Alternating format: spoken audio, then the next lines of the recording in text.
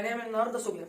طيب الصوبيا بقى طبعا احنا كلنا او اغلب الناس بتحبه طبعا في رمضان، بس احنا النهارده هنعمله بقى بمكونات طبيعيه خالص. تمام، عندنا هنجيب نص كيلو سكر مطحون، وهنجيب 50 جرام جوز هند بودر، و50 جرام كريم شانتيه، و50 جرام لبن بودره، وكيسين فانيليا. تمام، هنخلط بقى كل الحاجات دي مع بعضها.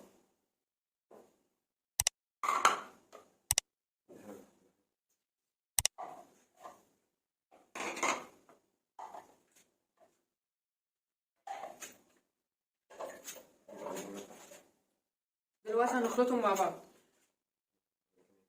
جوز الهند احنا ممكن نجيبه من عند اي عطار، او احنا لو عندنا جوز هند ممكن نطحنه ويكون زي السكر البودرة. بس جوز الهند البودر ده اللي هنجيبه من عند العطار.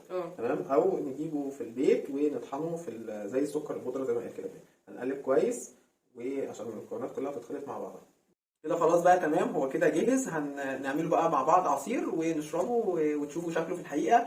وكل سنة وانتم طيبين. هنحط كوباية لبن، تمام، ونحط عليها الصوبيا وهنضربه في الخلاط ونوقف. هنصب بقى، لكن بلال يقول لكم بقى رأيه فيه ايه، بس قول بصراحة. ماشي.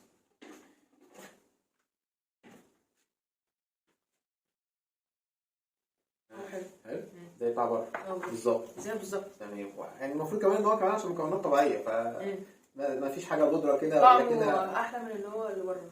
طيب هنوشفها كده.